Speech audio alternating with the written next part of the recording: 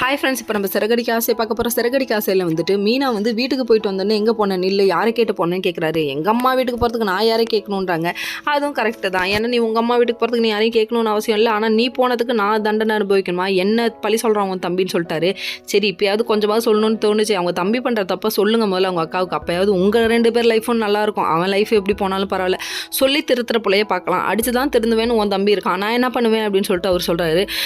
ஏதோ ஓரளவுக்கு முழுசாக சொல்லனாலும் அரைக்குறையாக சொல்லி வச்சிருக்காரு. இது மாதிரி உன் தம்பி பண்ணுறது தப்பு, ரொம்ப தப்பாக போயிட்டுருக்கான், அதெல்லாம் ஒரு நேரம் வரும்போது சொல்கிறேன்ட்டாரு. ஓரளவுக்கு மீனாவுக்கு கொஞ்சமாவது முத்து மேலே நம்பிக்கை வந்திருக்கு. அது வரையும் சந்தோஷம். மீனா கால் பண்ணி அவங்க தம்பிக்கிட்ட கேட்க அப்படி இப்படின்னு கதை உருட்டலான்னு பார்த்தாரு. நடந்த எல்லாத்தையும் இங்கே சொல்லியாச்சு, பாவம் வரையெல்லாம் செட் ஆகாது, போப்பா அப்படிங்கிற மாதிரி இருந்தது. இன்னொரு பக்கம் வந்து ரவிக்கு ஸ்ருதிக்கு சண்டைங்க. ஒன்றும் இல்லைங்க, மறுபடியும் அதே ஹனிமூனுக்கு போகிறதுக்கான டிக்கெட் எடுத்து கொடுத்ததுக்கு உங்கள் அம்மா இப்படி எடுத்து கொடுப்பாங்க, நான் சம்பாதிக்க மாட்டேனா அப்படி இப்படின்னு ஈகோ கொஞ்சம் வெளியே எட்டி பார்க்குதுப்பா, ஆளை விட்டுருப்பா அப்படிங்கிற மாதிரி இருக்குது. அதுக்கப்புறம் பார்த்தீங்கன்னா மறுநாள் காலையில் விடியுது. மனோஜ் வந்துட்டு அம்மாட்ட போய் அடி போடுறாரு. என்னன்னா எனக்கு இன்டர்வியூ போகணும், அமௌண்ட்டு கொடுங்கன்னு கேட்குறாரு.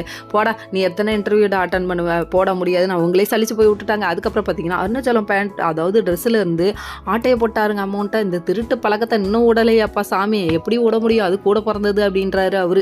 அதுக்கப்புறமா அமௌண்ட்டை காணும்னு அவர் தேட விஜய் எப்படியும் வந்தால் எடுத்திருப்பான் அப்படிங்கிற மாதிரி நினச்சிட்டாரு. அதுக்கப்புறம் பிள்ளையை காப்பாற்றி ஒன்றுமே, அதுக்காக நீ கிளம்புப்பா அப்படின்னு சொல்லிட்டாரு. அருணாச்சலத்துக்கு டவுட் வந்து உன்ட்ட 100 ரூபாய்க்கு சில்லற இருக்கா அப்படின்னு ஒரு பிட்டை போடுறாரு.